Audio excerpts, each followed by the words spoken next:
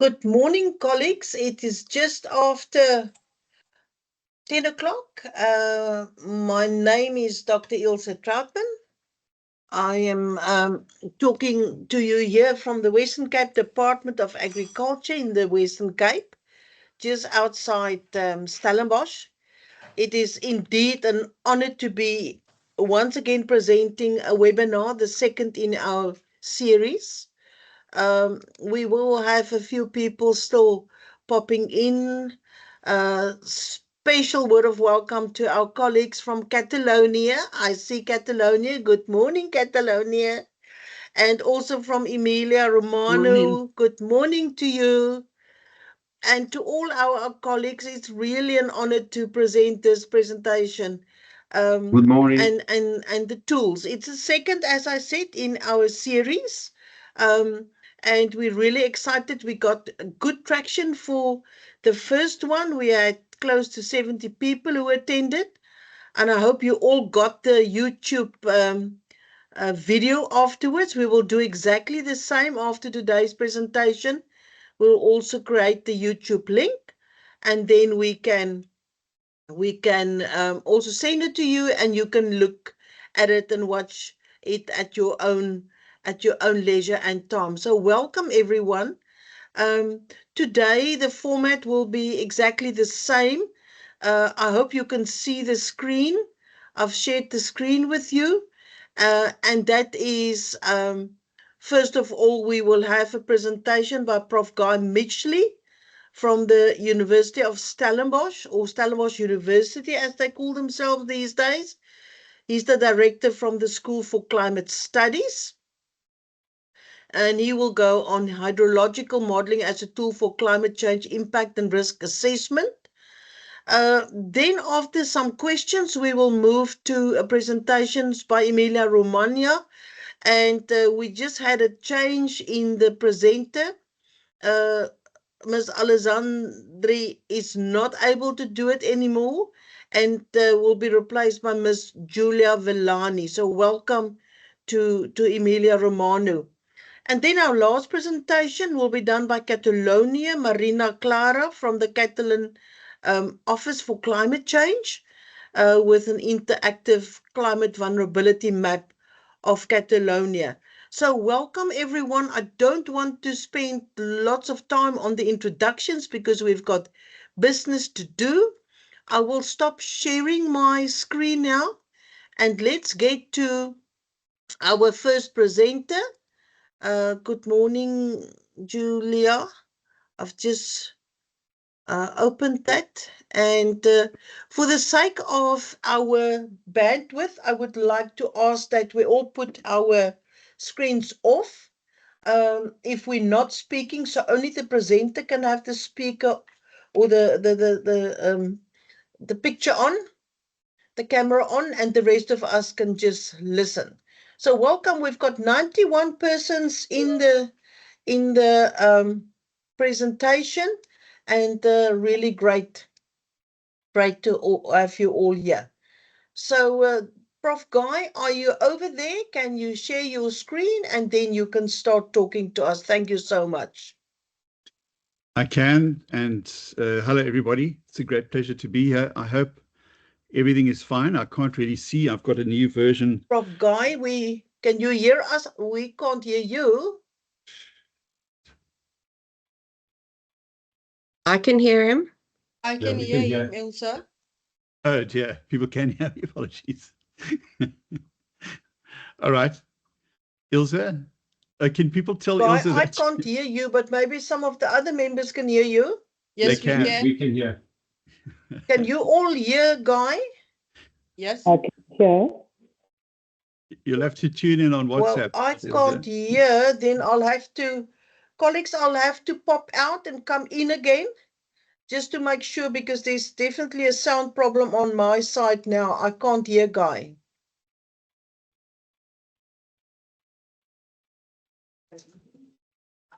Should I just get going?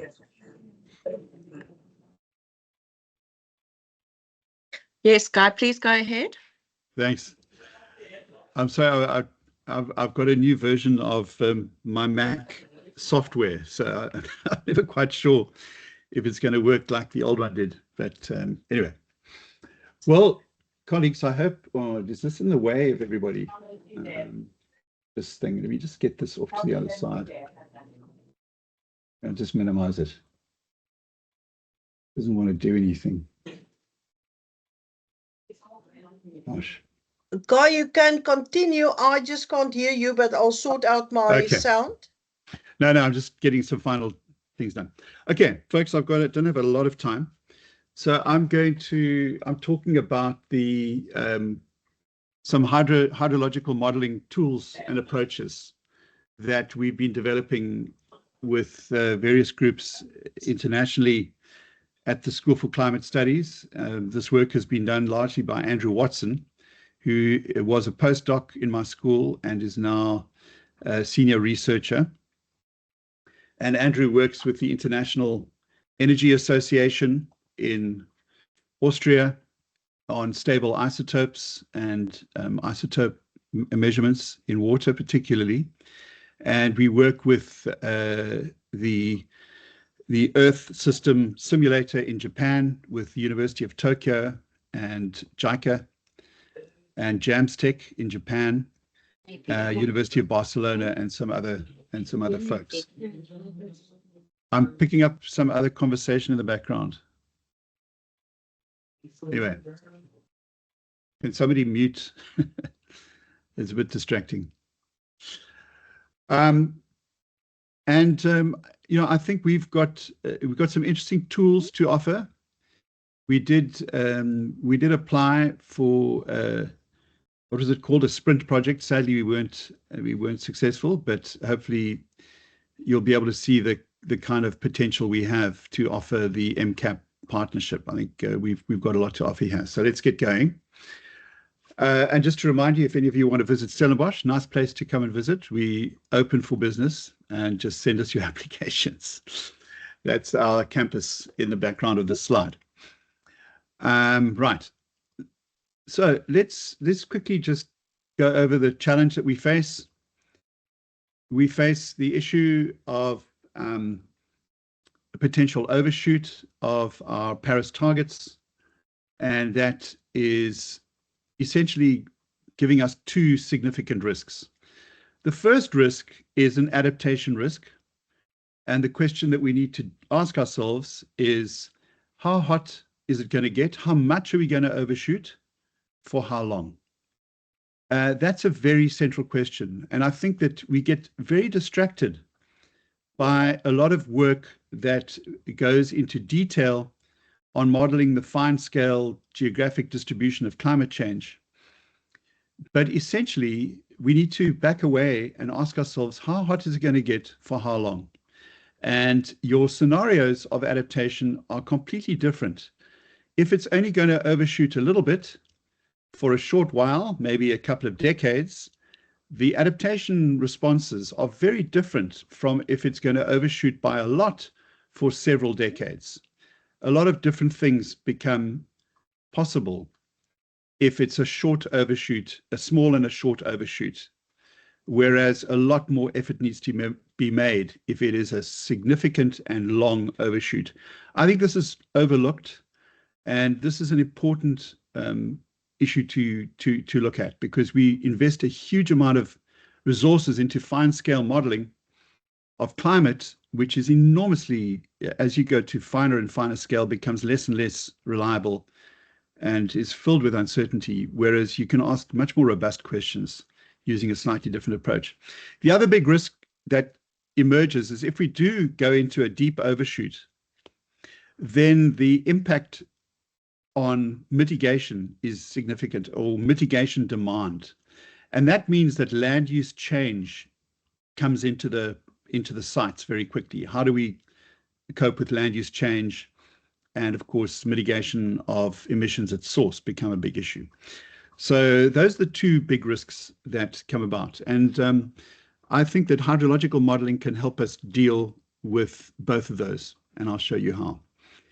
The issue that we face currently is that the rate at which we're increasing CO2 in the atmosphere is higher than it's been for tens of millions of years. And that is what's leading to very significant changes in our environment. And we have these different scenarios which we've got to try and meet. This is not an insignificant challenge. It's something that's going to be with us for decades. That means that we need good tools. We need good approaches. It's not a business as usual situation anymore. And especially given the international moves on moving away from a strong multilateral agreements, we're in a bit of trouble in that sense. So we're going to have to tool up, particularly in the Mediterranean climate region, because our Mediterranean climates are the tiniest climates on the planet, and they are probably the climates most at risk because of our dependence on winter rainfall, which is affected. All right, so with that background, let's look at some critical issues we need to deal with. One of them is how land use and land management affects and feeds back to the climates, to the carbon cycle. And this is just by way of introduction and scene setting. What we see here is a map, is a set of graphs of methane emissions over the last few thousand years as agriculture spread and as land use spread across our planet. This is from 2,000 years ago, the dawn of really modern human society. And we see that with the evolution of rice, paddies, and land use for ungulate pastoralism, as animal husbandry, we see these emissions of methane starting to rise. And this is it's one of those critical issues about how land use affects the planet. And it means that we need to be able to model and manage land use in ways that deal with both adaptation and mitigation. But how do we do it holistically and in a way that is well informed by science and by societal need, of course? Well, we've come up with a concept at the School for Climate Study called the hydrobioscape. And it sounds a bit weird, but the hydrobioscape, we would argue, and we're developing this, is a really powerful synthetic concept for managing multiple objectives in what we're calling multifunction landscapes. We all now live in landscapes that have to serve multiple purposes: human habitation, transport, cropping, food production, nature support, ecosystem services, water supply. You guys know, well, you know the story. So the way that we manage our landscapes is really going to lie at the heart of whether we succeed or fail to both mitigate and adapt to climate change. So we urgently need strong tools to assess different land use scenarios. And I think that we've left this a lot up to the international scenario modelers and haven't really interrogated the work that they're doing sufficiently. Because I think there's some many opportunities that are falling between the cracks by impact assessment modeling regarding land use that is done at regional to global scale. I think we can do a lot better. But we need a concept. And the concept that we're proposing is this hydrobioscape. And we define it as a spatially explicit social ecological system. This is not just an ecological or hydrological system. It is an interacting social ecological system. What does the system do? It captures, converts, and exchanges water, energy, and carbon. The three things that are the stuff of life, of modern life. And we know that these yield a range of benefits and services for human society. So how do we model a hydrobioscape, this entity? This is not a hydrological catchment. This is much bigger than a hydrological catchment. It is bigger because hydrobioscapes have evolved naturally over deep time. In other words, the climate, the soil, the ecology, and the water system all interact over deep time to evolve natural hydrobioscapes, and increasingly humans have become part of the hydrobioscapes. But we need to learn as humans how we can manage them to optimize our short and long-term benefits and services. We don't have a tool to do that. So that's critical because many social economic decisions are significant tipping points in the behavior of hydrobioscapes. The invention of mechanization and the introduction of a tractor around the world massively altered global hydrobioscapes. It's something we did without thinking. And these alter the rates and efficiencies of energy and material fluxes. We are getting much, much better at producing food from smaller and smaller areas of land. We now are able to produce enough food for a human being on about a quarter to a fifth of the surface land area than when we first invented agriculture. Technology has completely changed our relationship to the land. But those technologies have got significant impacts that are unanticipated, for example, on soils and CO2 and climate. These are what we're calling climate and CO2 tipping points, where decisions about land use alter and drive hydrobioscapes into different states that you can even recognize at very large scales, anthromes, in other words, the biomes controlled by humans. And you see many, many shifts at smaller scales. In the Western Cape, the introduction of invasive alien trees has shifted our hydrobioscapes very significantly. So how do we get a handle on hydrobioscapes? What are the building blocks that we need to predict the behavior of hydrobioscapes, this powerful concept for modeling the future? So the first critical tool that we need to bring into the game is hydrological modeling. Hydrological models are very powerful predictive tools that link water and energy inputs with their use by natural and managed biological systems. We saw that in the Western Cape during the drought. The ability to model the hydrological behavior of the rivers here helped us to some extent. But we've learned subsequent to that we're now able, and at the school we've developed models that have been able to analyze the impact of that drought on soil water and the recharge of soil water beneath the landscapes of the Western Cape. So we're the only group now that has a hydrological model that can predict that and understand how long those systems have taken to recharge after the drought. We know that they've now recharged, but it took a couple of years. We've been able to track that with hydrological models. I'll explain how. Another critical set of tools are vegetation and crop modeling tools, and these offer our ability to model the stocks and flows of carbon and goods and services for sustainable use. There's a wide variety which we can bring in to a hydrobioscape model. And then remote sensing. This is a critical element. You need to be able to ground truth what you're modeling. And one way to do that is to install what are called flux towers, which monitor the fluxes of CO2 and water vapor.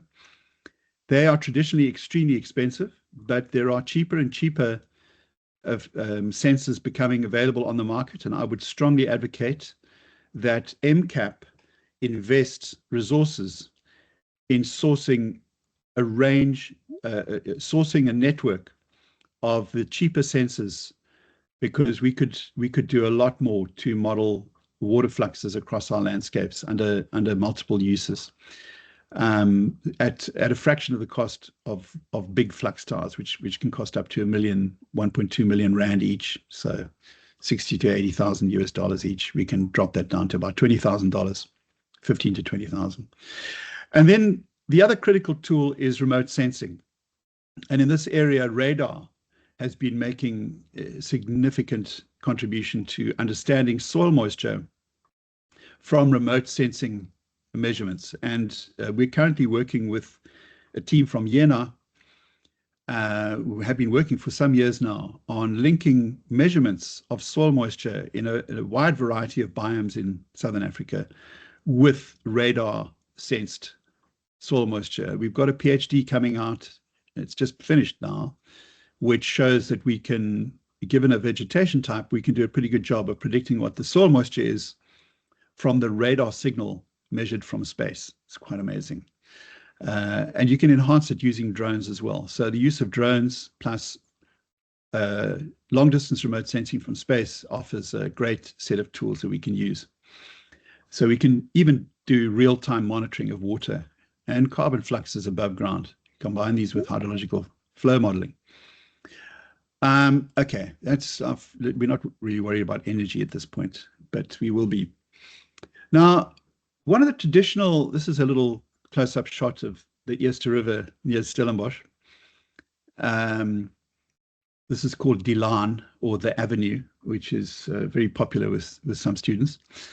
And one of the tricks of modeling a river flow is that you are very dependent, generally, if you're using traditional modeling methods, on long-term measurements of hydrological flow. These can take years and years to develop, and they involve the installation of hardware, various structures on rivers that measure flux and measure flow, that measure the height, measure the flow rate. And we are lucky in the Western Cape. We've got some of the longest running systems in the world, 50 to 60 years. It's quite extraordinary, the data sets that we have here to offer the rest of the MCAP partners. I'm not sure people fully realize we're a very strong partner when it comes to historical data sets. But how do you move that kind of technology into a river that you haven't started monitoring yet? It's very expensive, and you've got to wait for a decade or two before you start to understand what's going on. That has been very limiting for hydrological modeling. Sorry, so somebody ask a question? Anyway, so can you short circuit that? Well, we think that you can. And what Andrew Watson and colleagues have been doing is developing methods of quantifying much more quickly, the sources, the sinks, and the fluxes of water through the monitoring of stable isotope signals. These are isotopes of water and isotopes of hydrogen, which give you an indication of the source of the water. Where did the water come from? Has it been evaporated off the ocean? Has it come from evapotranspiration off the plants themselves? And how has it been cycled? So if you monitor the stable isotope signal in water, you can do things like start to understand, as in this paper does for African forests and croplands, how much water is flowing into tropical rainforests versus into croplands, and how much has been recycled. So how much is the continent dependent on oceanic transport? How much is it dependent on internal recycling? And in that sense, what is the impact of deforestation on the African hydrological cycle? These stable isotopes offer you insight into those sorts of questions, which, as you can imagine, are critically important. And you can also do things like you can back trajectory analyze and trace backwards, where does the water come from that is falling onto your landscape. That is a very powerful technology that we have now incorporated into hydrological models, as I'll show you in a few slides. I'm getting towards the end, guys, because I want to leave time for lots of questions. Now, so that's a fantastic technology, relatively new. It's about 3 to 5 years old, being incorporated into hydrological modeling. That was the basis of our application for the Sprint program. But we can always dust off that application and try again. But the next thing that we're doing, which can add even further value, is by incorporating the high resolution satellite moisture applications. And here's a recent paper which shows the advances I spoke to you about, how radar can be used.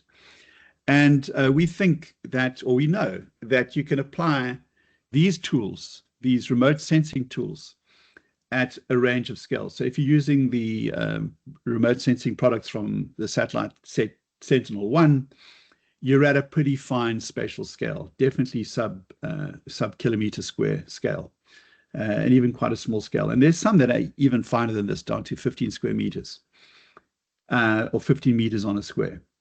And then there are others that are at a much higher, much smaller, larger resolution, much less resolved resolution. And you're looking at a time resolution of days, which is incredibly valuable for risk assessment and analyzing future trends in soil moisture. So that is a tool that is also under development. We need to strengthen it in Mediterranean systems.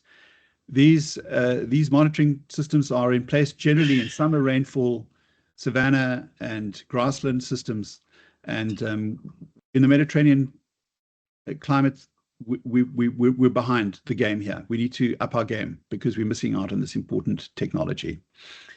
What can we do with the technology? This is not for citation or reproduction. This is a paper we've got in review in Nature Water, and it really outlines all the different components that you can take into account in tracking the signal, the stable isotope. I connect to my phone.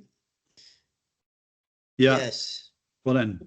Colleagues, can you please just mute your microphones? Thank you. Thanks. So what we see here is just a little diagram of all the processes that you need to model. We do this with some pretty heavy modeling capabilities, such as is offered by the Earth System Simulator in Yokohama. But it gives us a very fine scale look at how the signals are generated in water. And the Japanese group is able to produce a global model of the isotope signal of rainfall I think on a diurnal timescale, on a daily timescale, which we can then use to do our hydrological modeling. Very powerful. The applications, well, what we've done so far is we've developed a new way of forecasting sub-seasonal extreme events, mainly droughts. So we get a signal. The hydroclimatic index that we've developed is based on the signal, and it gives us an early warning of drought. We've got a paper that's, I think, accepted or about to come out, which shows that globally. We track the phase change. I've shown that, how that happens, the evapotranspiration, the evaporation. We're able to get a sense of how precipitation and evaporation are linked under extreme drought. We get this lead time, 3 to 13 month lead before a hydrological drought occurs. So that's an incredibly important early warning. And you can see we're busy developing this drought risk map for the planet based on evaporation sourced precipitation. I think this is going to be a game changer. And then there's some work we're doing on glacier melt in the Himalayas, which is going to come out in Nature. I think it's also going to be something quite special. The progress we've made coming down to earth at the Eerste River in Stellenbosch is really, I think, phenomenal, because we can link our high-tech hydrological modeling with multiple stream gauges in the Eerste River. Here's False Bay. For those of you who visited earlier this year, we did a little trip through I think we went over this way somewhere. Oh no, sorry, we went all the way around here. But this is the Eerste River. Here's Stellenbosch, the Simonsberg. And so we've got this river system that we're able to model, and we've got high quality rainfall. We've got some good. We've got a really highly resolved rainfall data set and good isotope water collection, which we can use now.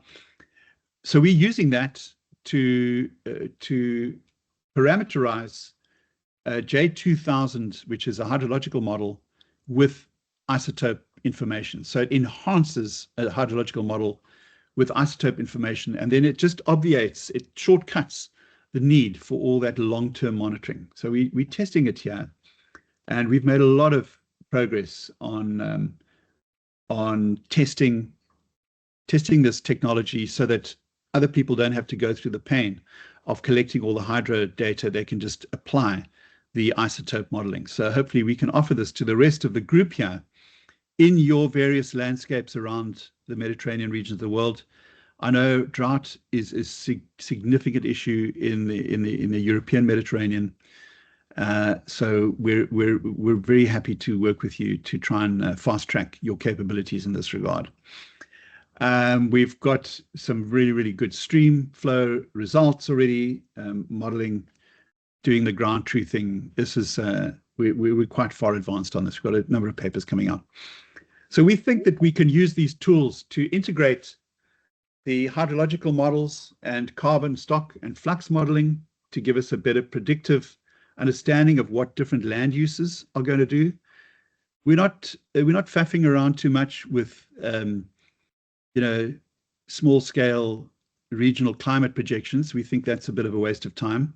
What we really need to do is understand the land use under some very generic future climate predictions. How dry is it going to get? How hot is it going to get? Let's look at the hydrological risk. We think that a huge amount of resource has been wasted on fine-scale climate downscaling. We just really think it's not that valuable. We are working on characterizing and quantifying tipping points where significant changes could occur with potentially adverse effects. So if you were to change land use by 10% more, would you cause a tipping point in the resilience, the hydrological resilience of your landscape? We think that's a much more important question to answer than whether or not you're going to get 2 or 5% more rainfall in 2050. I'm happy to fight on that point. I've been trying to make that point in the UNFCCC since the early 2000s. And then we want to enhance, test, and calibrate our system against observational data sets. And we are busy developing an integrated benefit risk prediction framework that we hope will be able to serve the needs of resource use decision makers at multiple levels for decades to come. I'm going to flip through this very quickly. This is the set. This is the components of the model that we're developing. It's a bunch of research papers and outputs that are flowing from our work. You can see we've got the bit between the teeth, and we stand ready to work with MCAP partners. We're looking forward to rolling this out across the Mediterranean region. So, folks, thanks for listening. I do appreciate it, and look forward to your questions. Thank you, Prof. Mitchell. Thank you so much. Ladies and gentlemen, I would like to open the floor for any questions of any kind. More than welcome. I will check the hands, but if I do not respond to your hand, please shout. Any questions? I don't see a hand right now. Anyone? Comments? It's impossible. I'm kidding. It must be impossible. Tabu, I see Tabu. I must to you. I must have upset somebody. Tabu. Good morning, everyone. Morning. Prof, maybe I didn't get it clear on your explanation with the isotopes that we have, and how do you differentiate, or is there already a data set that is being generated already, or maybe a base where you can differentiate where actually the source of the water is from, or the isotopes were already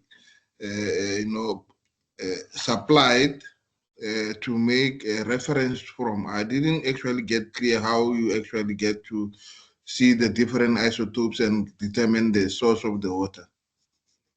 That's a brilliant question, and thank you for asking it. If I wasn't clear enough, I did rush through a little bit, so apologies for that. So I'm very happy to have that question, and it's a strong question, because it of course, this work depends on a credible estimate of where the water is coming from. So what we do is the processes of evaporation from a water surface, be it a marine water surface or a freshwater surface, are different, and they fractionate the different forms of the molecules, of the water molecule. So water molecule has heavy and light oxygen and hydrogen forms in it. And depending on the composition of the water molecule, it is less or more prone to being evaporated. So the heavier molecule obviously evaporates at a lower rate than the light version of the molecule. So when you measure water in clouds, it is depleted in the heavy molecules. And then when that rain falls on the land surface, it retains that signal. But then the signal starts to change as plant roots take up water. There's a fractionation process. As it moves through the leaves and back out into the atmosphere, there's another fractionation process. So these are all well understood, and you can model them using physics. The trick is to have a global database of which relies a lot on the regional movement of winds and water vapor. Now, 50 years ago, you would never have been able to do what we're doing now.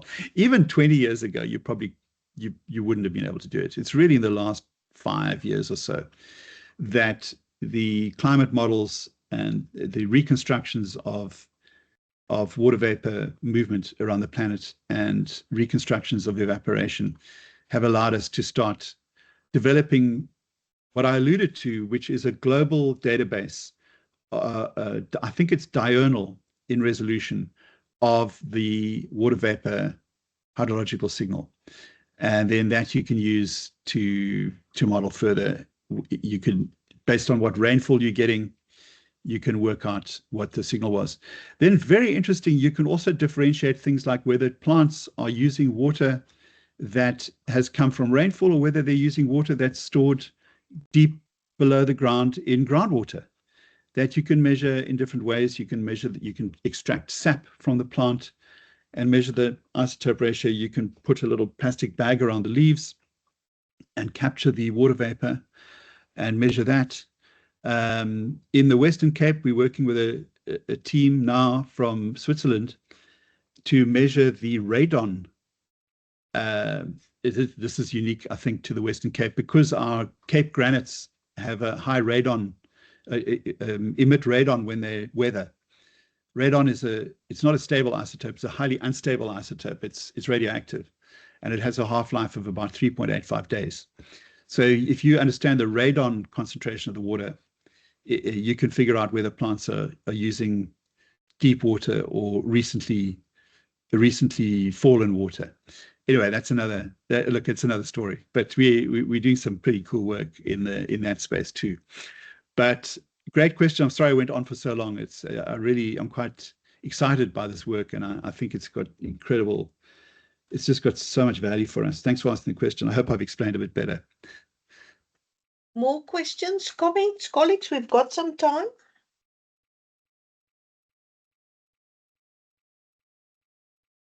I just wonder if colleagues in the Mediterranean, in Europe, are interested or have similar opportunities or data sets that we could start working on with you. And we'd certainly like to be able to apply this over other landscapes beyond our own, or other colleagues in Africa. We're very keen to work with you. Please give me a shout. Gerard, I see your hand. Yeah, sorry, Yeah, Gerard. I'm not from a Mediterranean region. Nobody's perfect. But Prof,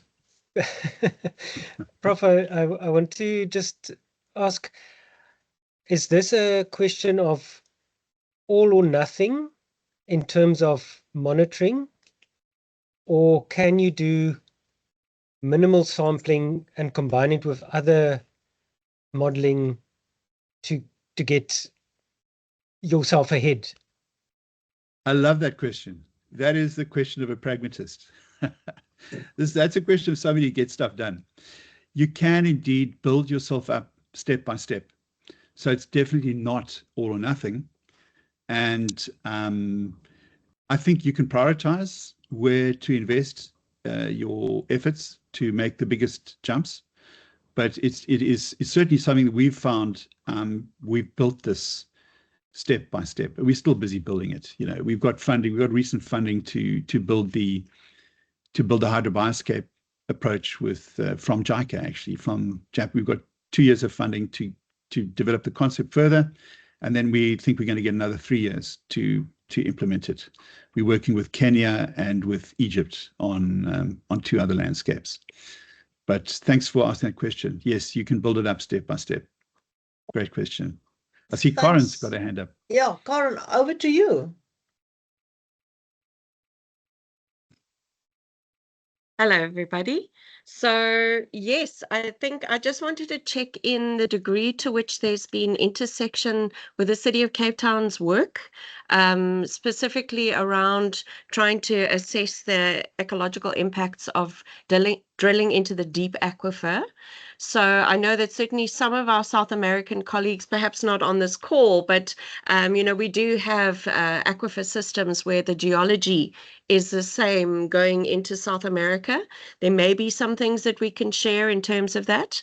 But yeah, I just wondered whether your model had intersected with what is about 20 years worth of work actually on the Table Mountain Group aquifer. That's a great question. Our work has focused on Eerste River and Berg River. We haven't focused on the Cape Peninsula. The Cape Peninsula is quite a special case. It has got a complex geology and a complex hydrogeology. For example, there's a little flay called Circle Flay in the reserve where the level of the water is above the groundwater level. It seems to be above the groundwater level, but it's because it relates to the water level in the surrounding mountains. I don't think anybody's been able to model that yet. I speak under correction. But Karen, I'd be more than happy to work with the city and see whether we can translate what we're finding with the Berg and the Eerste. And also in the Theewaterskloof area, I think we've done a lot of work which would be highly relevant to the city's water risk planning and the recharge of aquifers. Our aquifer work, I think, is intermediate aquifers. I don't think we're not looking at the deep Southern African aquifer that is extremely deep and may have vast amounts of water in it. I'm not quite sure, but we know that there's the entire southern hemisphere, the Southern African region drains into a very deep aquifer that may be very, very, but we don't want to get excited about what looks like an endless lake down there and destroy it. But more than happy to engage, and I think we're at the point now where we have the confidence to engage with some practical applications. I think last year we probably weren't there yet, but I think we're at that point where we can start to engage usefully and not irritate people by being too uncertain about things. Thank you. So I think maybe for the colleagues online, it's important to just mention that it's not old lakes in terms of the geology of the Western Cape. It has roughly about a 7-year cycle from the Cederberg Mountains all the way down through the deep aquifer for the Table Mountain Group aquifer in particular. So it's actually water that's cycling through. And I think there's a really interesting discussion where somebody started seeing that there was upwelling happening just off the coastline, where it was actually that deep groundwater that was coming out there as well, and supporting little pockets of biodiversity in the coastal shore area. So it's a lot more complicated a system than we think, but I think there's some really nice science that we can pull together because of that work. Yeah, I think we're more comfortable modeling that system. The very deep system, which is even deeper. Yes, this is about 3 kilometers. Yeah, so I think the oil guys have found. Anyway, we can talk about that, but let's not spill the beans. Thanks, Karen. Prof. Mitchell, you will be very excited. A veterinarian is going to ask you a question now. Dr. Harris, over to you. Oh, fantastic. That's a curveball. Corky. Yeah. Good morning, everybody. Thank you, Prof, for a very interesting conversation. Obviously, a little bit above my knowledge, but I am very Mine too. interested in the technology to find out whether it can be used and how it's going to be used to try and save some of the rivers. I'm glad to know that you are the guys who are working in the Elsa's River, because I've seen it being rejuvenated, if I can put it like that. So I just wanted to know, how is this technology that you're using going to be used in some or restoring some of the rivers that are either drying up or they have dried up? Well, I think the important thing that we can do is, I don't think we can save anything per se, but what we can do is provide the information to the decision makers to be able, so that they can make the judgments. You know, as scientists, I think we should stay on the fence and not advocate, because once you start advocating, you can lose your objectivity. But essentially, we need to provide the models that give the reliable information to decision makers. So decision making can say, look, based on this model, if we do this, it's likely to have this effect, and we think that's going to be a bad effect. What does everybody think? That's the role that we want to play. So, and we think that we lack those tools.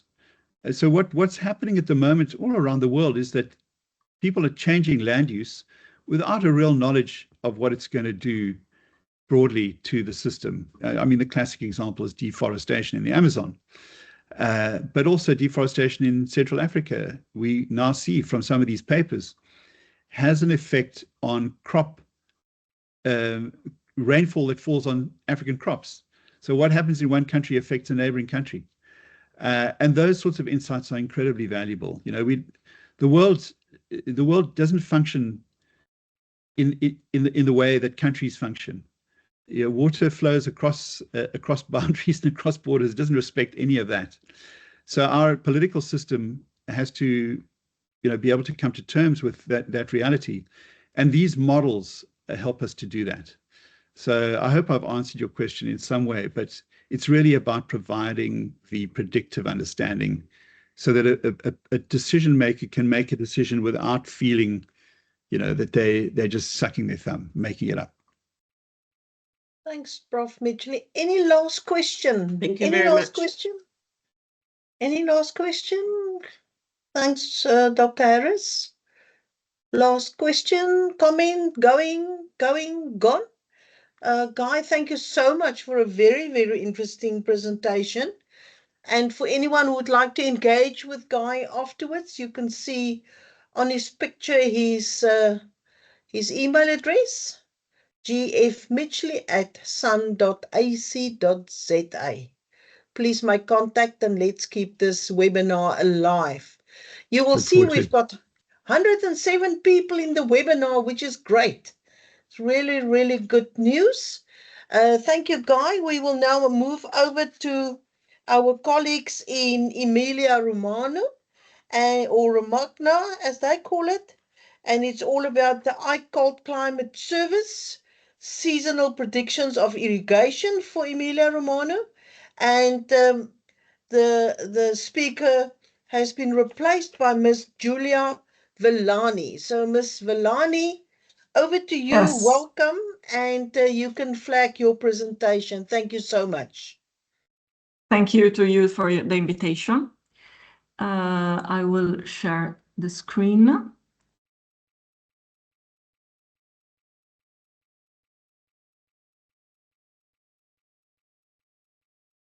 Okay.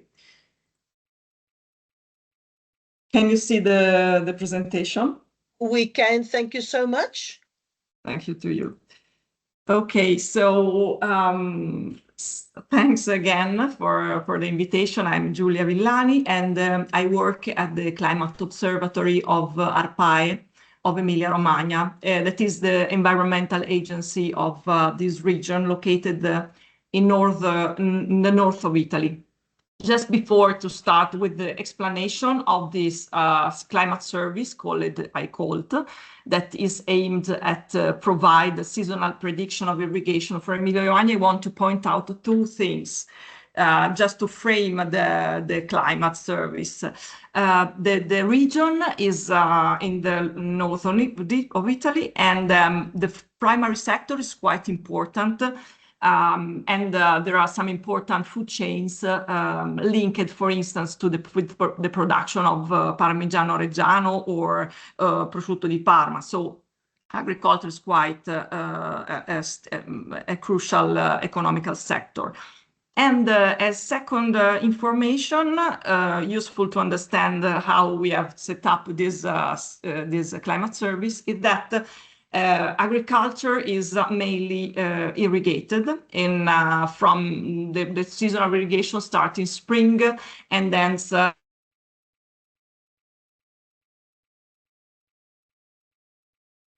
the main irrigation season is in summer, so June, July, and August. Okay, some information about the main features of the ICOLT climate service. It is conceived to as a service that provide seasonal forecast of irrigation, and the main stakeholders of the service are the organization in charge to distribute and allocate water for agriculture. So it is a high level of water management. It is not addressed for farmers, but to organizations that have to manage water. In Italian, they are called consorzi di bonifica. In English, land reclamation and irrigation boards. The tool is useful for the decision making, for the procurement and the allocation of water, in order to increase the efficiency in and reduce irrigation water, and also the energy consumption that is used to pump up water. The forecasts are seasonal forecasts, so that last 3 months, and mainly for the summer season. As I was mentioning before, the summer season is the main irrigation season for our region. And this seasonal forecasts are also accompanied by a sub-seasonal forecast that are delivered during during summer. The cornerstone of the ICOLT system is an early crop map obtained by remote sensing data analysis. Without this, the service could be not delivered. This is in this slide. You see the timeline of our climate service that explains the operational chains. The operational chain. We can ideally divide the slide into parts. One on the left, you see all the activities linked to the remote sensing analysis, and the right part. You see the activity linked to the delivery of seasonal forecast per se, and the production of irrigation seasonal forecast. You see, just as an example, that for the next seasonal irrigation forecast of 2026, we are starting now with the work, because the analysis of satellite data starts from October, November, and there are two windows where these remote sensing images are taken and then analyzed in these 3 periods. So autumn, late winter, start of spring, and in the last window is in April. These analyses are also, let's say, are including also field surveys. We will see all these elements in more detail in the next slides. So at the end of April, mid-May, sorry, the early crop map is ready. At the mid-May, the irrigation, the June, July, and August probabilistic seasonal forecast are ready, and these are the inputs for the modeling, for the soil water balance model that we use in order to produce the seasonal prediction of irrigation water needs. And in September, we check. We make a check of the irrigation forecast in order to assess the quality. The first part of the operational chain relies on the multi-temporal satellite data analysis based on the 3 windows. The data that we use are optical satellite data from Copernicus. The ratio behind the use of these 3 windows is to maximize the phenological differences between different groups of crops.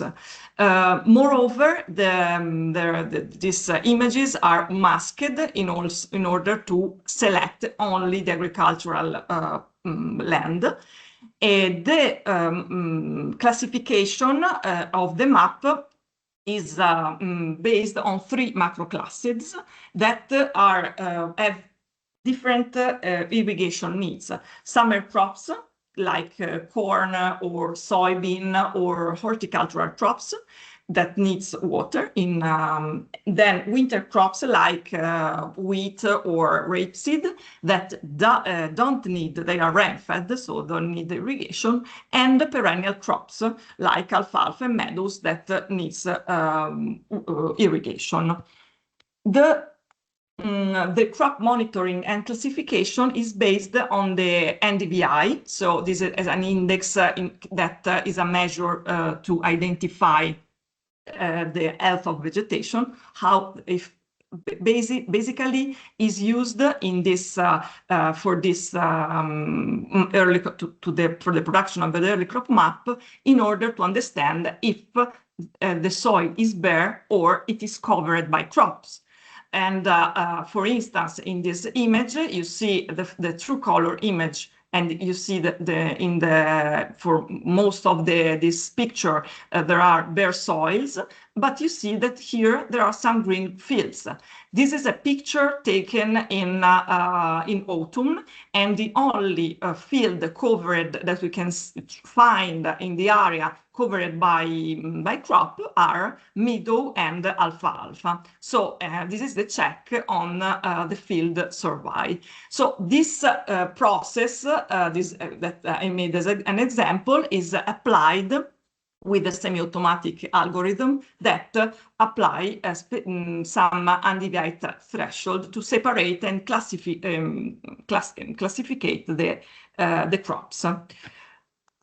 This is the early crop map. So this is an example. This is the map for this summer, the past summer. You see that the classification cover only the northern part of Emilia-Romagna. That is the plain part, and it is the irrigated part of the region. The southern part is covered by hills and Apennines, and irrigation is not so diffuse. You see mainly 3 different colors: red polygons that correspond to summer crops, yellow polygons that correspond to winter crops, and green polygons that correspond to alfalfa and meadows. Moreover, we have also a small part of Ferrara, so in the north part, where there are rice fields, the blue areas. The permanent crops like orchard and vineyards are provided by cadastral data. Just information to stress out some regional peculiarity, that you see that in this area you see a lot of green fields, so a lot of meadows and alfalfa, because in this area there are the food chain of Parmigiano Reggiano cheese. As I mentioned before, the process of remote sensing analysis is also including the file surveys. So for the 3 periods where the 3 windows are taken, there are some field surveys, and the collection of this observed data, of this ground truth, it is done in order to provide a quality assessment. These data are not used as input in the process of early crop map production, but they are used ex post in order to understand how precise, how correct was the classification of the early crop map. Just come to future perspectives for the future. We would like to improve the detection during the summer season based on their phenological stage. As I mentioned before, the summer crops is a macro class with a wide range of crops like soybean, corn, horticulture. We would like to improve this macro class and to be more precise in order to provide also more precise seasonal forecast of irrigation. And then in order to enhance the replicability of the service, also to adapt the current classification algorithm to different agricultural environments. Just an information about the seasonal probabilistic forecast that we use. We use the multi-model ensemble seasonal forecast provided by ACMWF that are calibrated and downscaled here in our service. At the end of the process, we have high-resolution forecast for a set of anomalies of seasonal local climate related to temperatures and precipitations. This is how the seasonal forecast and the early crop map are inserted into within the modeling scheme. In this part, you see the left part, we start with the multi-model seasonal prediction provided by the global models that are calibrated and downscaled and the final product is our anomalies, seasonal anomalies of temperature and precipitations. We use a weather generator in order to produce a synthetic daily series of temperature and precipitation that feed the soil-water balance and crop development model. This model, agroecological model, use as input also, obviously, the early crop map. We use also observed local weather data and shallow water table data as input. At the end of the process, we obtain probabilistic seasonal prediction of irrigation. An overview about the type of input data used for the modeling. There are 3 sets of input data: weather data that are probabilistic seasonal forecast, weather observed data that are used until the day of the forecast, and to initialize also the model, the soil water balance model, the soil map and we have the regional soil map and the early crop map that I said that is the cornerstone of the service. All these input data are used within criteria 1B, that is an agroecological model developed here in our service, and it is freely available on GitHub. This is the output, this is the map of seasonal irrigation for the past summer, so June, July, and August 2025. The result is expressed as an anomaly with respect to a reference climate that is, let's say, our average value. So if the anomalies can be negative or positive. If the anomaly is positive, it means that crops will need more water than the climatological value, the normal value. If the anomalies are negative, it means that crops will need less water than the average. And in the map for the past summer, we see the prevailing of cold colors, so negative anomalies.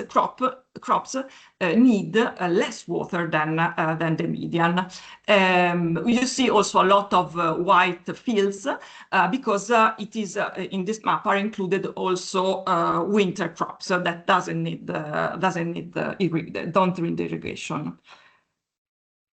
This is, I think, an interesting comparison that we have found in the past years of the service, of delivery of the service, a comparison between two different summers.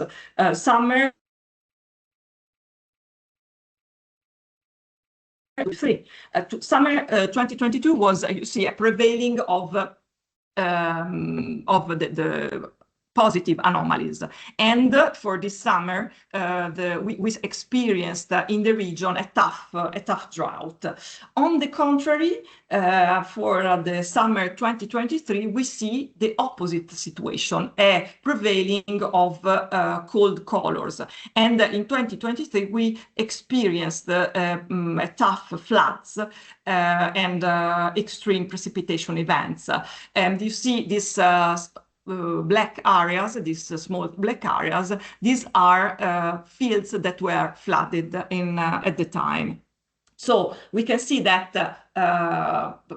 ECOLT can be a tool, an operational tool to produce seasonal forecast. And here you see interannual variability that is also enhanced by the climate change. Therefore, we can also say that ECOLT can be considered also an adaptation tool for agriculture. This is another type of output that we provide to our stakeholders.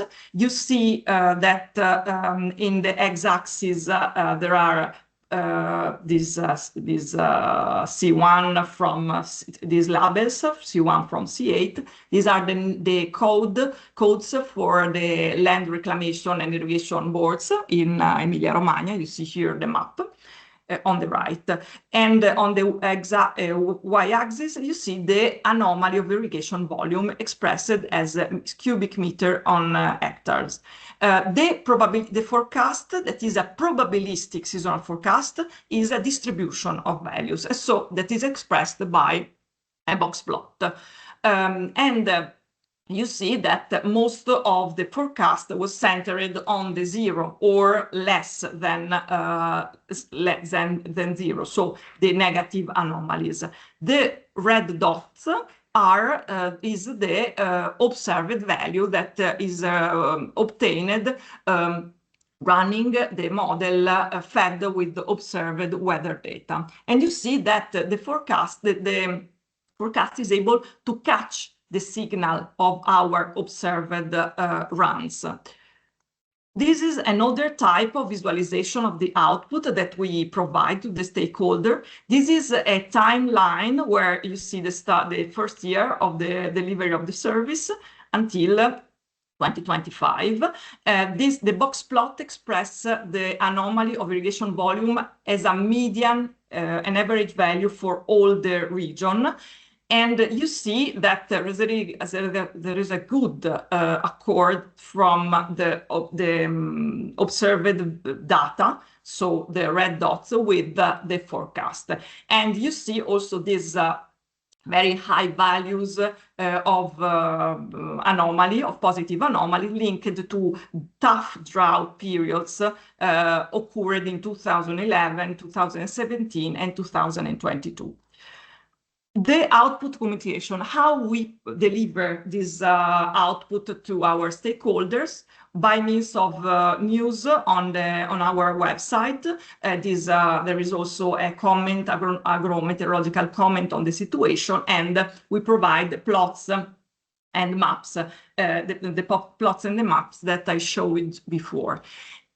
Moreover, we have also a small website where we provide also the early crop map as a shape file that can be downloaded.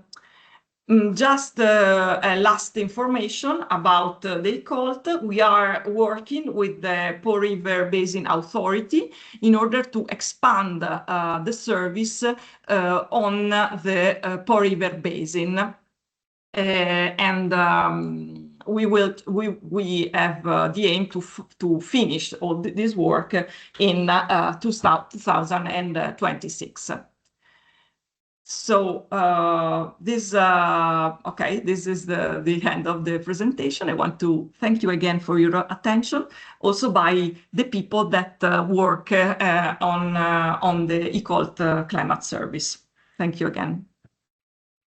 Thank you, Julia, for a lovely presentation. Any comments, questions to her?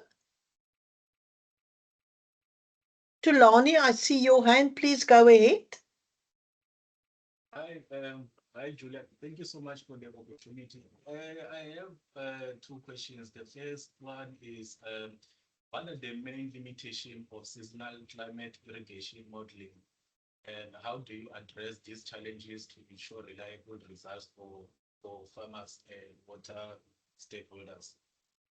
And then the second one is, between summer and winter season, which tend to provide more reliable data for the modeling, and why? Thank you so much. Okay, sorry, Tulani, but I need to, if you repeat the first question, because my volume was very low. Oh, okay. The Sorry. first question is, what are the main limitations of seasonal climate and irrigation modeling? And how do you address this challenge to ensure the reliability of your results for the farmers and water stakeholders? We are in the production of this forecast. We are, let's say, the work is easier, let's say, in the frame of the agricultural modeling, the soil water balance model, because we can rely on initial condition of soil moisture. So if we have a good initialization of the model, the seasonal forecast work because this soil moisture inertia helps the forecast to be closer to the reality. So this one thing that we have tested during the time of the delivery of our climate climate service. I don't know if I understand. I asked to your question. Yeah. And go ahead.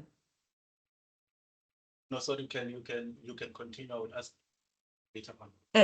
Okay, but you have sorry. Okay. You have to Are also you covered, repeat. Tulani?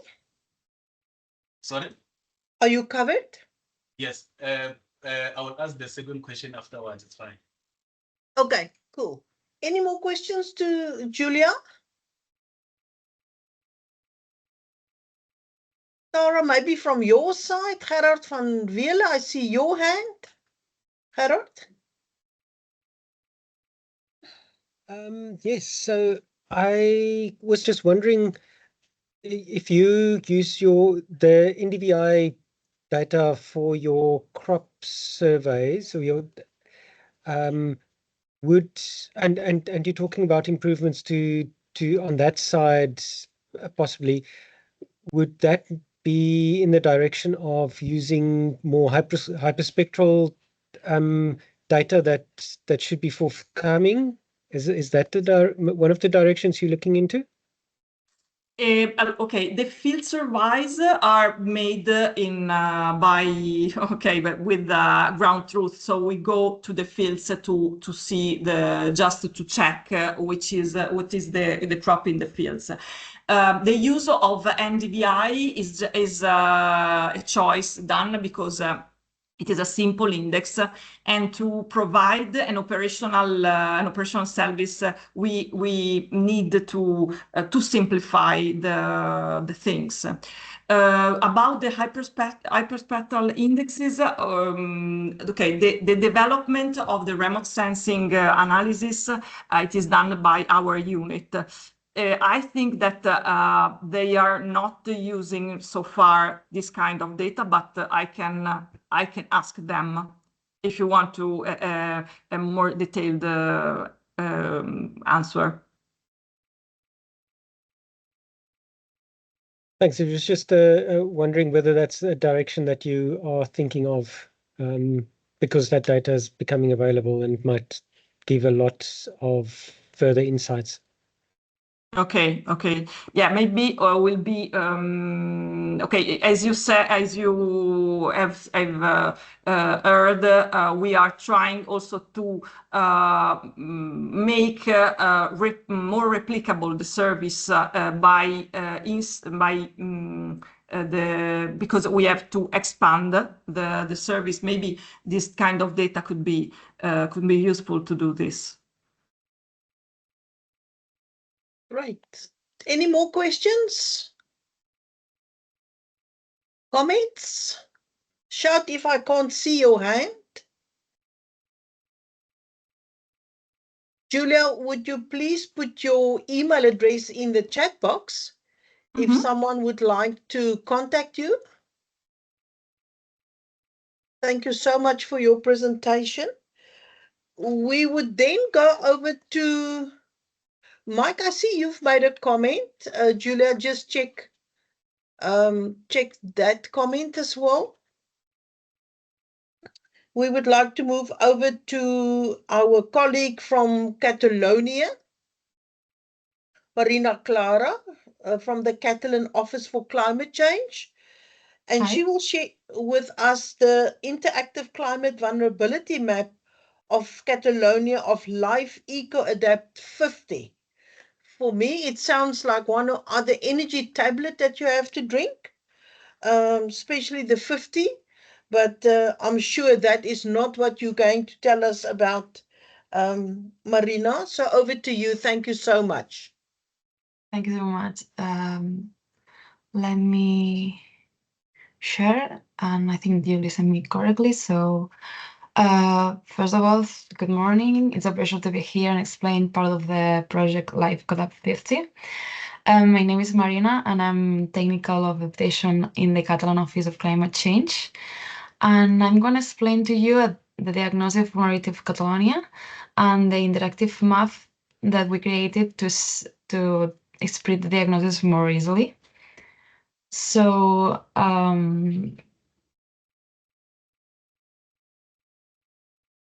before explaining the diagnosis and the map, I'm going to explain briefly the life and the SCAC 30, and then I will explain how we calculate and evaluate the diagnosis of Catalonia and the map. So the Life EcoAdapt 50 is an European project on adaptation to climate change, lead from the Diputació of Barcelona. If you don't know, Barcelona is a region on the northeast of Spain and is have a different administration division, divided in 4 parts. One of them is Barcelona, that is the leader of this life. And then Catalonia can be divided in this. Well, I don't know if you see my point or We can see it. Thank you. You can see it? Okay, thank Yes. you. We can divide it in big parts that are comarcas and the little ones that are municipalities. So the project unified 25 public and private stakeholders all around Catalonia. It's to that only in 19 different territories that are these colors on this map. But at the end, all Catalonia can be represented in other way. It's true that this project have the mentality to work with the regions that are less populated, not the big cities. So for the reason, it involves only the 60% of their territory and only the 10% of the population.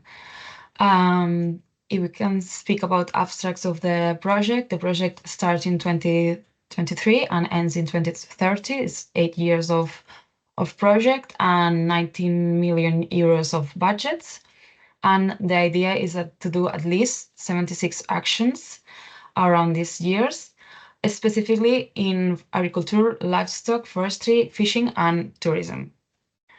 So the Office Catalan of Climate Change have the main mission in this project to do the diagnosis of vulnerability of Catalonia. But first of all, I'm gonna explain to you the Catalan strategy of adaptation to climate change. That is the strategic document on climate change adaptation policies of Catalonia.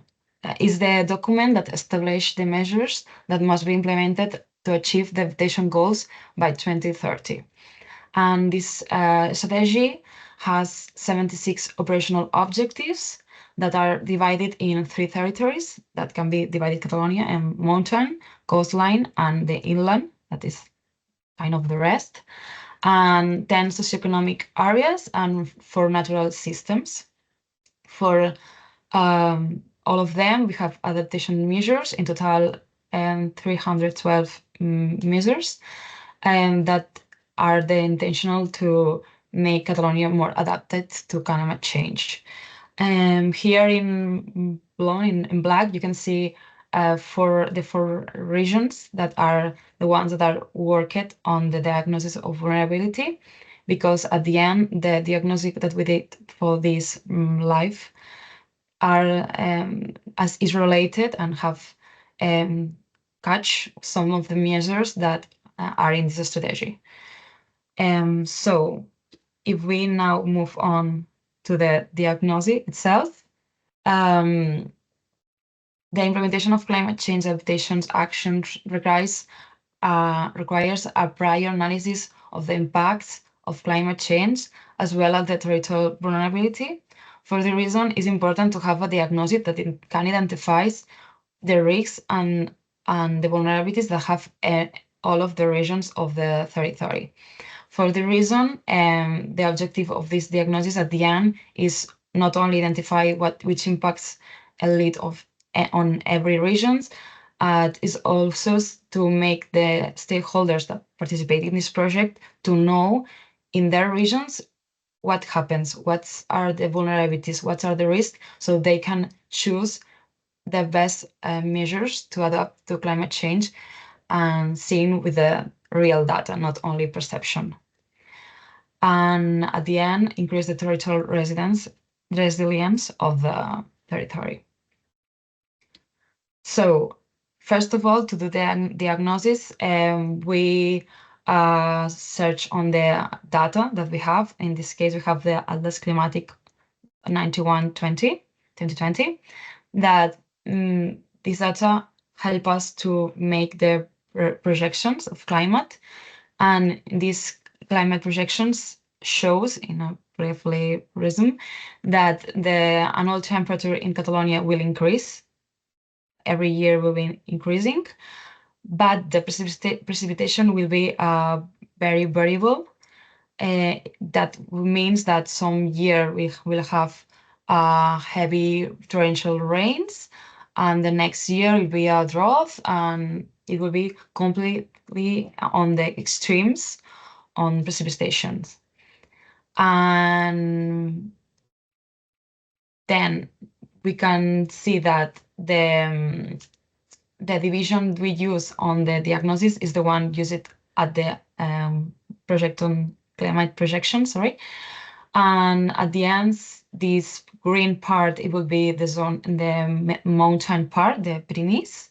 The orange part is the coast or near coast part, and the yellow part is the part inland that is more typical, less rain and more temperature.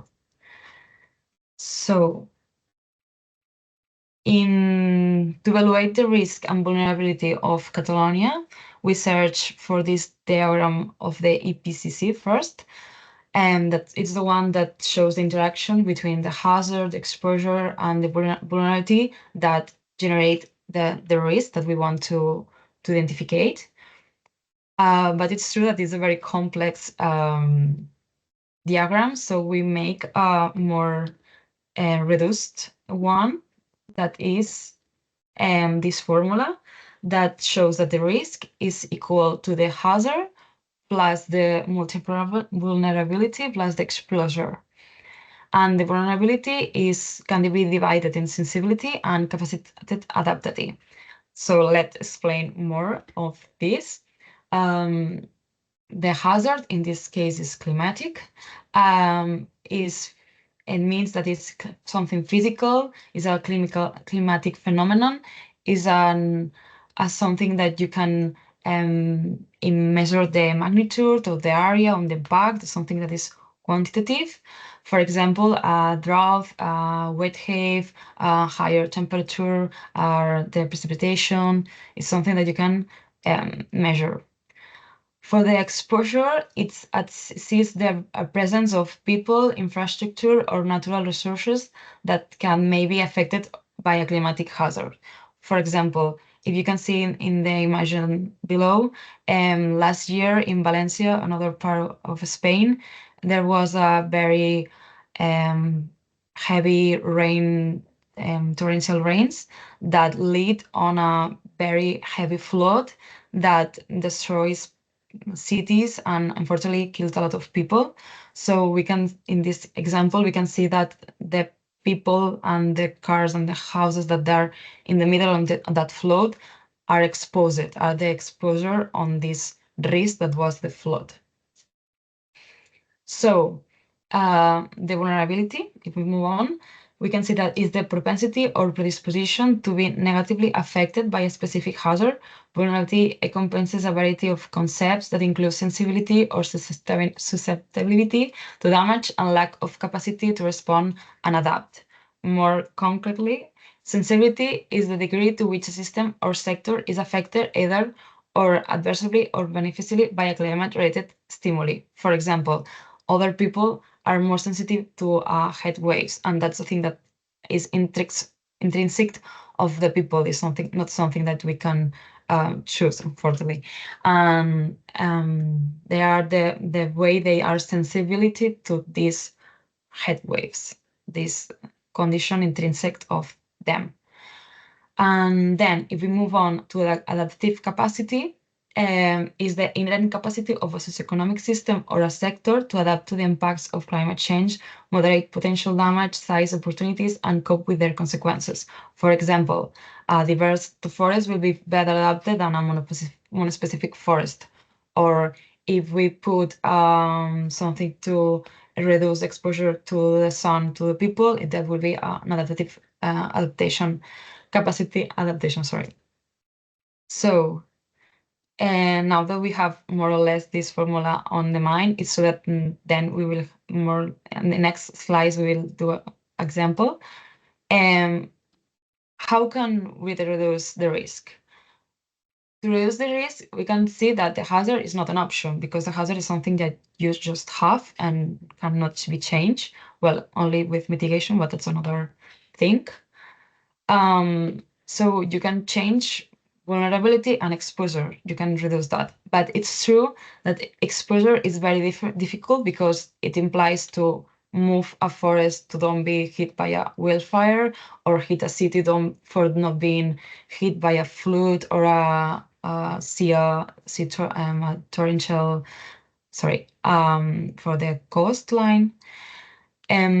So what we really can change is vulnerability, but sensibility cannot be changed because something intrinsic.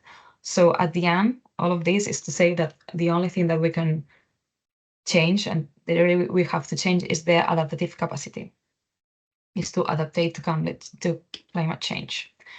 So with all of these in mind, we we search for the risk that affect Catalonia in these 4 sectors that we are analyzing, and at the end we have a list of 21 risks. Is a long list. I'm not going to read it all, but for you have something in mind, it will be wildfires, it will be floods, it will be in change in tourism demand patterns due to the hot temperature, for example. It would be a risk of salinization of the coastal aquifers. You have a little of everything. So now we have the risk, how we calculate that. So first of all, we have the data that we have. We cannot create data. We can think of a very good indicators, but if we didn't have the data, we cannot use it. So at the end, we use the data that we have, the one that can be replicated, the one that can be used on the time, the one that is easy to measure and understand, and that have a coherence with the risk that we're analyzing. That divides the data, the indicators that we have, in the ones that are just numerical, the qualitative, like temperature, and the ones that are more qualitative, like the fact that we have or not a planification, for example. And which at the end allows on this table that is the risk can be divided in 4 indicators: the hazard, the exposure, the sensibility, and the adaptive capacity that we explained on the formula before. And for each one of these indicators can be 3 levels, where normally low is something good and high something bad, exceptuation in adaptive capacity that it will be high something good and low something bad. And with that in mind, we will do an example to understand it better. That, for example, be wildfire risk. Wildfire risk, the climate hazard of the wildfire risk, it will be the temperature and the precipitation. The exposure, it will be the forest area. If there's forest in there, that forest will be exposed, that a region that didn't have forest. Sensitivity indicator is something intrinsic of the forest. And adaptive capacity, in this case, we have the forest management and the planification of the municipality to manage this risk of wildfire. So to show you some results of the diagnosis, in this case, in the north of Catalonia, in the Pyrenees, in the mountain part, we have a very high exposure because we have a lot of forest. And we have a medium adaptive capacity because it's true that we have a lot of municipalities that have planning, but we didn't have enough management of the forest that makes the forest more adapted to fire.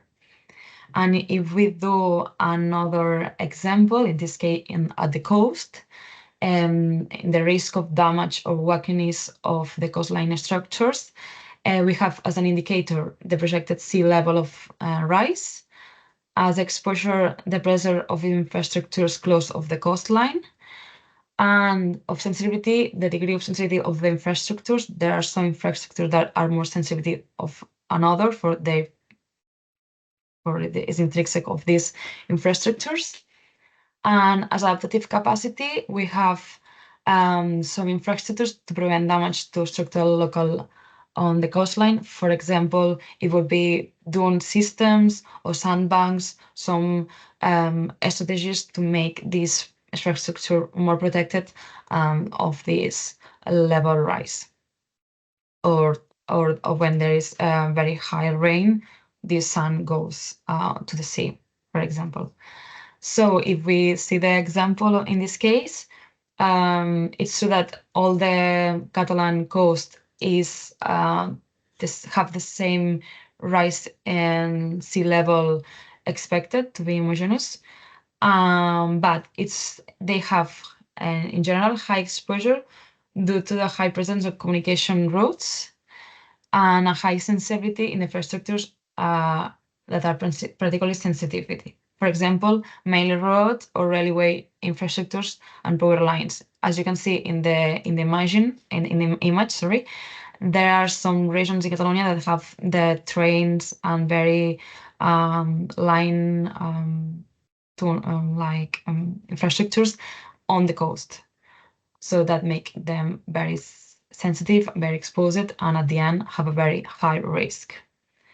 And about adaptation, the three regions that you can see in red, this one is Barcelona, if you want to have the curiosity, have a very low adaptive capacity because they have a lot of presence of these, they didn't have structures that protect these as infrastructures. They didn't have dune systems or sandbanks.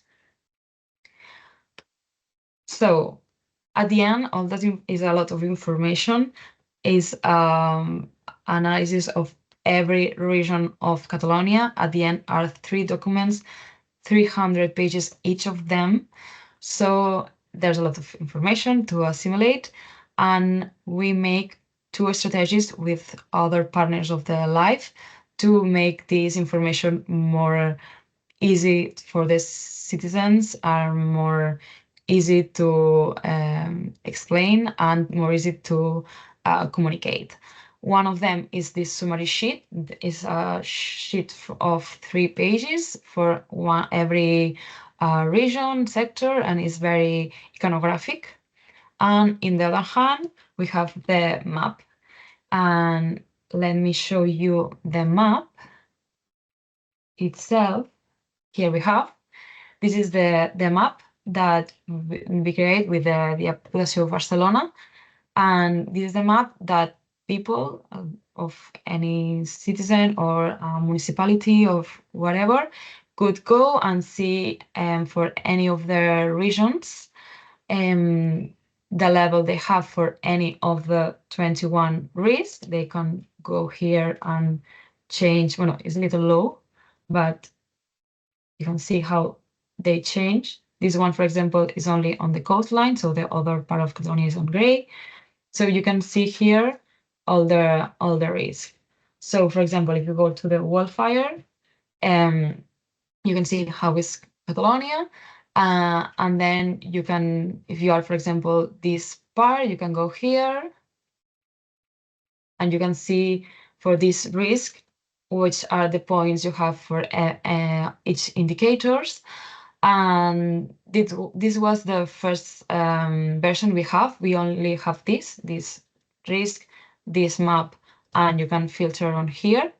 But then we think that it could be better, and we add more information that not only you can search for the risk you have, you only can see your hazard, and with the points and everything, like the same. Sorry, it's a little have delay. Well, you can see the hazard, the exposure, the sensibility, and the adaptive capacity that at the end shows how adapted you are to climate change. And more things we add that you can click on here and see all the regions that are in each of the color. You can see the formula that we explained before. And for example, in the wildfire, explain this is the temperature, this is the precipitation, this is explained all of here. So when someone not only see the point, so can always see how is data create this, how it's the information to lead to these points. And to compare to other regions, we have this table where you can see all the regions of Catalonia and see the different hazard, exposure, sensibility, and adaptive capacity, and the total point of this risk. So at the end, we think that when people can show what the neighbors do, that will make them more competitive and try to be better. That's what we think that this table will lead to. And that's the map at the end. We have this part to go to the web of the project to see if someone really wants more information and want to download all the documentation, can do it easily on this point. We are very proud of this map. We think that it can be improved. So maybe in next year or next at the end of the project, we make better versions. But at the end, we think that this map shows very well the risk of every region and can show very comparative and intuitive way of all the results of the diagnosis. Thank you very much for your attention. Thank you so much, Marina. Any comments? Comments, questions to Marina? Victor, over to you. No, thank you, Doc. Thank you so much, Clara, for your informative presentation. I I have got just a couple of questions, but I will try just to shorten them. Maybe to two, but if I happen to have more time, then I can also maybe engage more. But as a person that comes from a regulatory, which is more on policy issues, I just wanted maybe just to check your views on what measures can government take to reduce vulnerability of climate-related hazards at local and national level, maybe. Sorry, can you repeat the question? I have a So- little delay. So the question is, what measures can governments take to reduce vulnerability to climate-related hazards at local and national level? I hope you guys also have got such spheres as well in Spain, because we have got national and there's got also a local level. But we are in this case, we are in the provincial level. So there is a lower level, which is local. So that is just a question. Thank you for Yes. this one. Thank you very much. It's a very good question, and there's a very hard answer of that, because there's a lot of things you can do to reduce the hazard on. Well, the hazard is not easy to reduce, because the result of the hazard is the mitigation of climate change. You can reduce the risk. You can reduce that when the hazard comes, how affect to the citizen, how affect to the territory. So the best thing I think as a region or a territory, as a national or regional level could do, is to first identify what are the risks that could affect, how they will affect, and what we can do to reduce this. Because there is, as you can see, on only 5 sectors, we search for 21 risks. So for any of these risks, there will be very different situations that we can make or to reduce the risk. But in any territory, for if you can count a lot of different sectors that we then evaluate, like that wealth, like biodiversity, all of these different sectors or can be on risk for a lot of different hazards. So I will say, first of all, identify which one are. I don't know if I answered correctly your answer, but I will say, first of all, know what will affect your country or your region, and then act in consequence.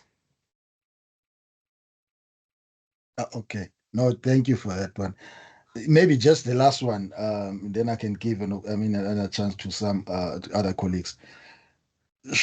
In your view, should climate adaptation strategies focus more on reducing hazards, e.g., through environmental protection, or on strengthening resilience, and why? Well, in my point of view, mitigation is to reduce hazard. Adaptation is to what we do with that hazard. Adaptation have to be to make the countries more resilient, have to make people more adaptive to climate change. I think that have to be obviously will be related. That because if we mitigate climate change, we will have less to adaptate. But I will make a team apart that makes the territory more adaptive to more adapted to climate change.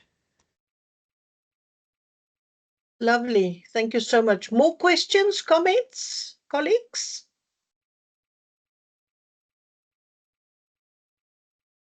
Can you please also put your email in the chat Yes, of box course. if anyone wants to contact you? Colleagues, that brings us, Gerard, you've got a question. Please go ahead. I feel like, of course, he's got a question situation.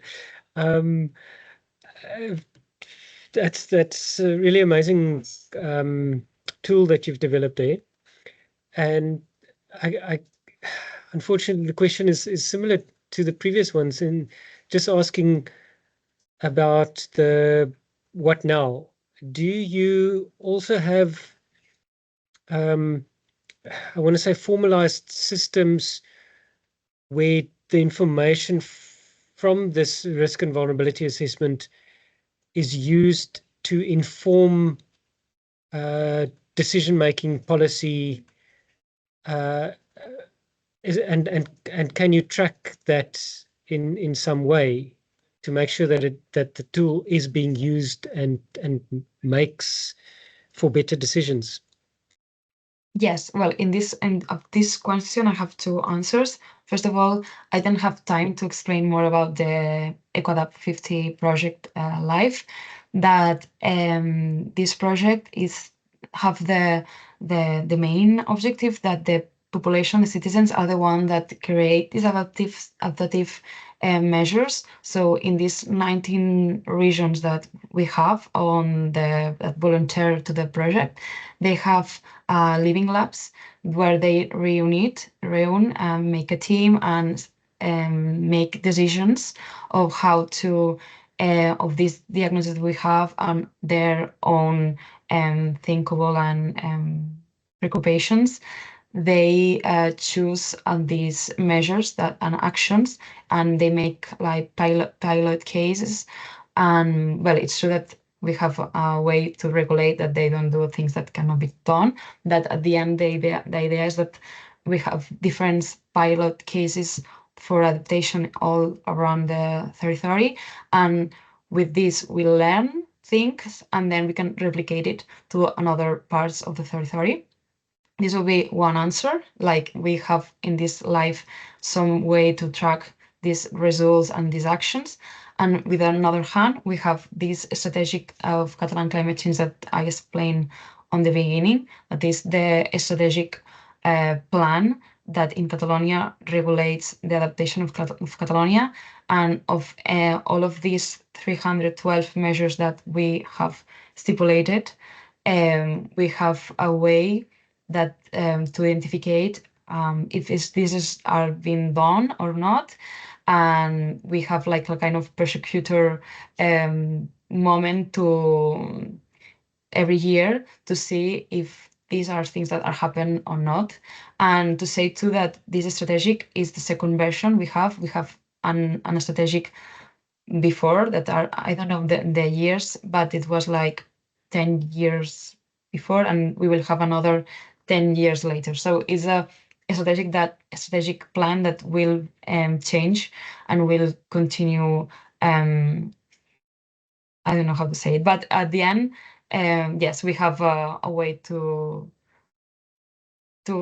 make these adaptations planning on political way, and at the same time we have this a way of searching and prosecuting the results of this adaptation. Thank you so much. There's some comments for you in the chat box, colleagues. Some questions and comments, and also a link. Latang, thank you so much for that. Ladies and gentlemen, it brings us to the end of our 2 webinars which we presented. I don't know about you, but we found it very interesting and very exciting. And the number of people who attended was really great. And we would like to invite you to continue interactions between the regions of MCAP. There are 16 regions, and just take the initiative, organize something, call everyone through MS Teams to come and share. It's only 2 hours out of your diary, but it could be very worthwhile in finding new research partners or colleagues to share with, and even do some exchange programs. So from the Western Cape government, thank you so much for attending our 2 webinars. We sincerely hope you enjoyed it. Thank you to Catalonia and Emilia Romagna for joining us, and the 3 regions then presented this. Thanks for the presenters for preparing your presentations, and we will once again make available the recording, and we would love you to just send it on to people that can make use of it. Karen, over to you. So before we sign off, I just wanted to say a huge thank you to Ilse. She's actually retiring this week, so you won't see her in the form you've been seeing her before. Hopefully she will still be involved with MCAP as the broader community. But I just want to say thank you so much. You're working literally up to your last day. So thank you, Ilse, for everything that you do and for being the climate change champion that you've always been. So from the MCAP community, thank you. Thank you so much, everyone. It was great to be part of MCAP. I'm very sad to leave MCAP.